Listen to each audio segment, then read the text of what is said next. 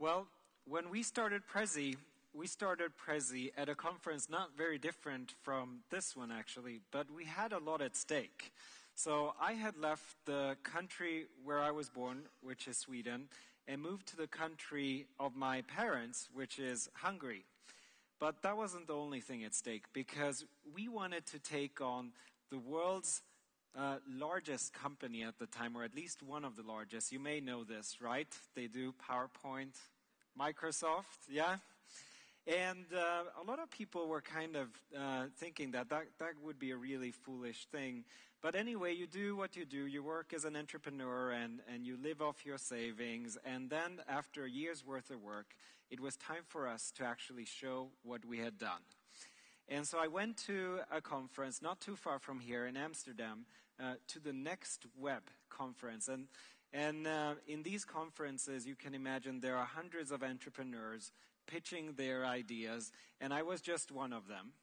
So I had to figure out a way of how do I actually stand out and make an impression worthwhile. I decided to put on a suit and a tie. Yeah. This was what I decided, because if you go to some of these conferences, you'll notice that most people go dressed, well, pretty much like I do today. And so by the end of the day, I was really happy to actually get on stage, because I was getting annoyed with the snarky comments I was getting about my clothes. So I get on the stage and I have my 5 minutes on fame, and I have an idea, because I want to take my tie and I want to say that slides are like ties are. They can be confining and potentially boring. But what if we break loose and think freely and creatively? What happens then? And then I was going to wink at the moderator, who was supposed to come with a pair of scissors that I had handed him and help me cut off my tie. Only I see the moderator is not paying attention. He's talking to the pretty girl next to him. You can imagine I was sweating and I was getting off the stage and I was thinking about everyone back in Hungary whom I had failed at this point. That was my 5 minutes. Until the moderator actually gets up on the stage, looks over the crowd, it's over 1,000 people, and asks people, would you be willing to pay for this product? And half of everyone raised their hands. That was the first moment that I knew that we were onto something big. And from there on, everything went really quick. So we started being written about in all these tech blogs, and all of a sudden I was talking to some of the most famous investors in the world, like Excel, who invested in Facebook. They were the first ones there. And Ted, who had never invested in a company ever, was all of a sudden willing to invest in Prezi. And we opened up offices in the US and in Asia. And really, Prezi has exceeded my wildest expectations. So that money that we got invested, we've actually not used it. We've actually added more money into our bank account. And this is really where we'd ended up at the end of last year.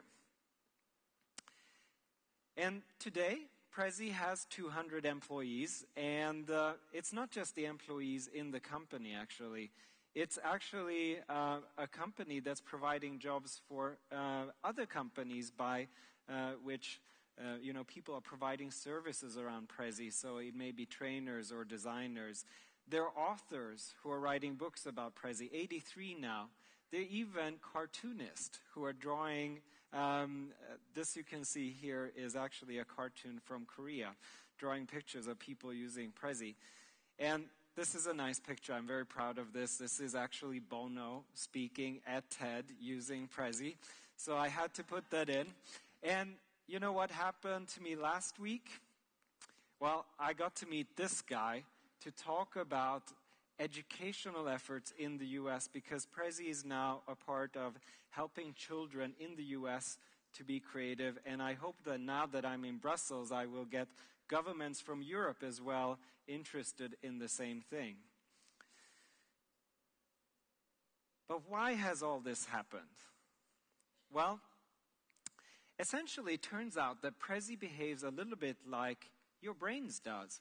So for millions of years, our brains have evolved to really organize information in the form of landmarks. This is what cognitive scientists call them. Landmarks that helps us to, get out of the cave, turn right by the stone, left by the tree, find the berries, and somehow, hopefully, find our way back. Turns out that you can actually use these way of describing your pitch as well. So landmarks can be used to tell a story. Let's say we are starting a company, and we illustrate that by climbing this mountain. So we're a group of people who need to work together to achieve our goal. And then, of course, we have to avoid some risks to, make sure that we're doing the right thing. At the very top of the mountain, well, we have our vision, what we're striving towards. And when you arrange ideas like this, then it turns out that people understand and remember the ideas better. So that's why we have people in sales now telling us that they improved their close rates by 30% just by switching from slides to Prezi. So with Prezi, we've really figured out the way to help people to communicate more effectively. But beyond that, we've actually been able to show one more thing that I'm very proud and happy of.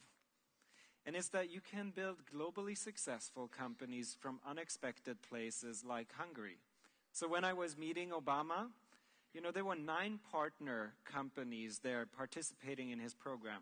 We were the only ones who had a European background. And we were, by the way, the youngest company as well, because next to us was who? Microsoft and Apple and all those other guys. But what I wanted to talk to you about was not just Prezi, because Prezi is unfortunately a pretty unique example. There are other exemptions in Europe, but the truth is that we're only at the very beginning of a movement where Europe right now has fallen behind, and I want to show you why I'm worried about this. So I took a look at the 500 most valued companies on the Financial Times 500. And this is what I saw. That there were 27 companies in IT. And I looked specifically at IT, not just because I'm in the IT sector, but also because, as Mark Andreessen says, IT is eating up all the other industries, okay? Whether you're in tourism or in healthcare or in manufacturing, everything is starting to be driven by IT. So this is really a future industry, right? And when we look at the 5 most 100 valued companies, 27 of them are in IT. And here you can see the distribution. US is number 1, and Europe is not second. Asia is already ahead of us. If we want to provide job security for our children, and if we want to, have healthcare benefits and free education, and all those things that we're used to today, we got to shift direction very, very quickly and catch up. The good news is that we actually can, and I want to show you how. But first, let's just understand that actually the economy today is very different from the economy that we were used to just from my parents. What you see here is the average life expectancy of the most successful companies in the world. It's gone from over 61 years when my parents were born to a mere 18 today, okay? And when we project into the future, we expect the company life expectancies, the average ones at least, to go down. What does this really mean? Well, in 2012, there was this really famous example of Kodak, a 130-year-old company that, was old and pushing the averages up, very successful, but went bankrupt. Then there was another company in the same business that turned very successful. Do you guys remember? Instagram. How old were they when they were sold for $1 billion? 2 years. And it was 13 people. What does this example show us? It shows us that in today's economy, it's actually possible to compete with creativity, sometimes above experience. People come to me often and say, Google is a great company. They're so creative and they're so young. And I tell them, you're right, I agree, it's a creative company, but they're not young. They're actually average aged. And if they continue to survive for just a little bit more, it means that actually they will be pushing up the averages. Okay, so when I talk about creativity, a lot of people come to me and say, yeah, okay, creativity, that sounds good, but I'm not like one of those geniuses. I'm not a Dali, I'm not an Einstein. Well, what I'm learning from Prezi and Prezi users is that creativity is nothing that's inherited. It's actually much more of a mindset. The Prezi users have taught me a lot, and actually these are the three main questions that Prezi users and creative people in general can say yes to. If you can say that you're intrinsically motivated, you're able to make yourself vulnerable, and you're able to challenge some basic assumptions, I would count you as creative. So here's an example of a person that with a creative mindset has created several hundred jobs and created a great service with several 100 million users. You may know of Spotify, right? Do you guys know? Well, Donny Eliak, he's a guy that was intrinsically motivated with music. He actually tried to learn to play guitar, but he failed miserably. So he decided, okay, that wasn't the way he was going to provide music to the world. He decided to, as an engineer, do something else. Okay. He knows what he's motivated about. Well, second, he made himself vulnerable because he admitted to himself and to others that the way he was listening to music was actually illegal. Some of you may have done it as well. Pirated music. And then he challenged a really basic assumption, which was, why couldn't you have access to all the world's music's library for free, legally? And that's what he figured out with Spotify. So really, our generation is very different from our parents' generation, right? We cannot anymore assume that we will have a lifelong employment, but if we have a creative mindset, there's certainly an abundance of opportunities out there. Now, I have actually stories that proves to you that we can change this mindset in Europe in a matter of few years. My favorite story comes actually from little Estonia. So Estonia is actually very similar from the country where I work now, which is Hungary.